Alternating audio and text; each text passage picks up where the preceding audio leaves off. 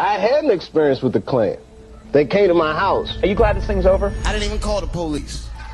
I wanted to, but I couldn't. My mother used to let me understand that I'm being raised in a hostile environment. I know the difference of people laughing with me and people laughing at me. I guess you said, I don't want your show anymore, and you took a hike. Would you say you lost your mind, sort of? Chappelle pulls the race card. Everybody wants to know, why'd you walk away? He could have filled up arenas, man. Crazy. I said, yeah, I don't think I can do this, and I quit. And that was it.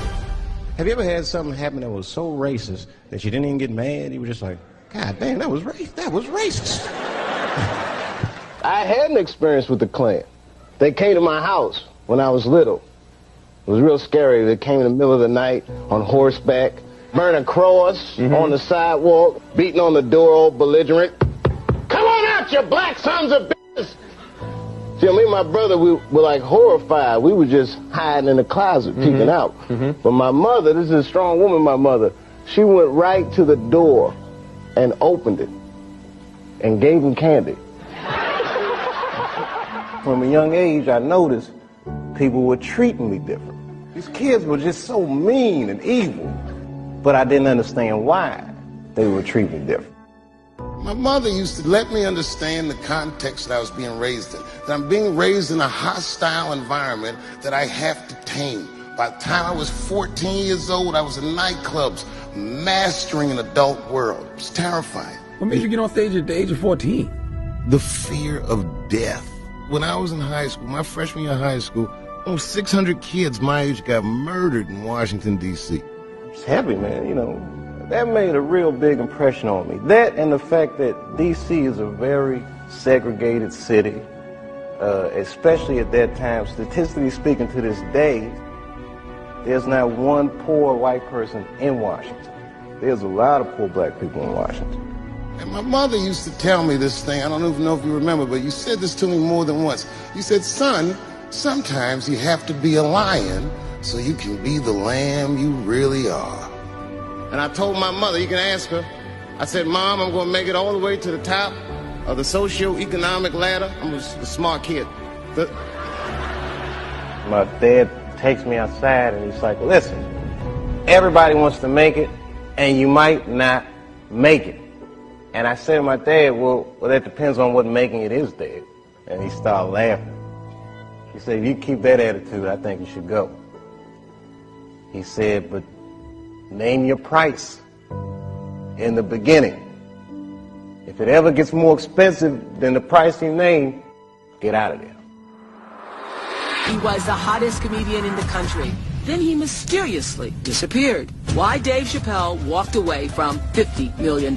Nobody knew where you were going. Now, that sounds a little crazy. I guess you said, I don't want your show anymore, and you took a hike. It's one of the strangest and most controversial things to happen in the entertainment world. Everybody wants to know, why'd you walk away from $50 million?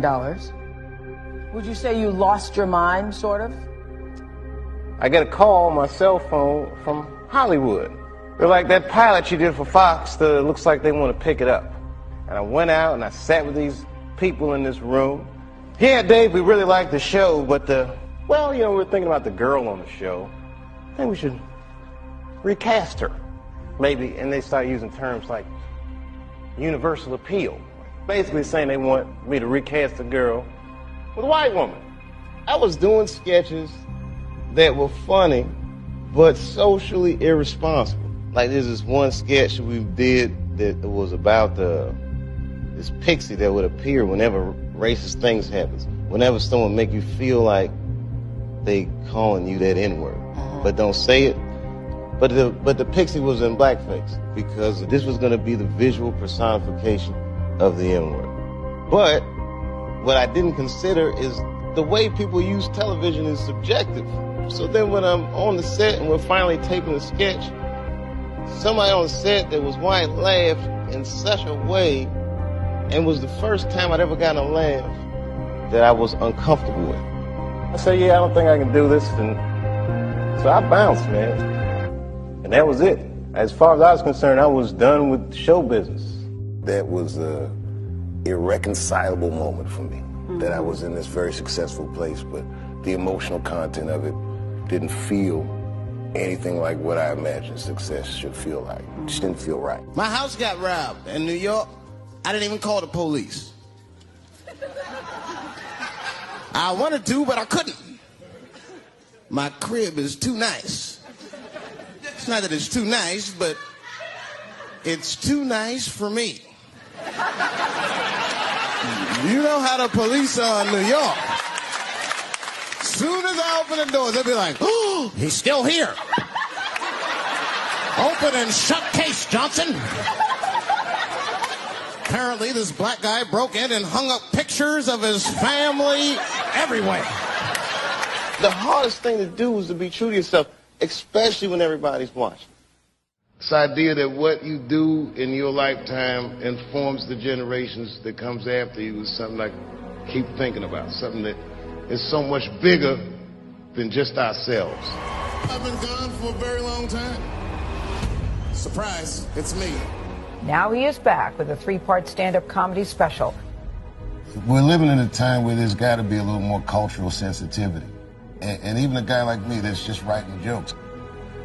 This is a story that happened back in January of 2015 that involves Dave Chappelle. Dave Chappelle did an impromptu set, and he said a clearly privileged white girl shouts, "Life's hard, sorry about it," when he starts talking about police brutality.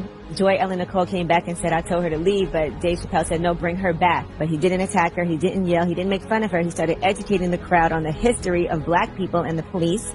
And she said, "I'm sorry for what I said. Thank you for educating me. I was ignorant before, but I want you to know I learned from you tonight, and I won't say things like that anymore." This is a tough discussion, but it needs to be had. And people need to learn the lessons, and we need to listen to one another. It's a tough time for this country, man. You don't let anybody tell you you can't or to be afraid. It's okay to be afraid because you can't be brave or courageous without fear. The idea of being courageous is that even though you're scared, you just do the right thing anyway. Today we're going to show the world that nothing will get us down. No matter what's going on, no matter how tough these times get, we hold our heads up high because we know what we're about. You gotta take a stand.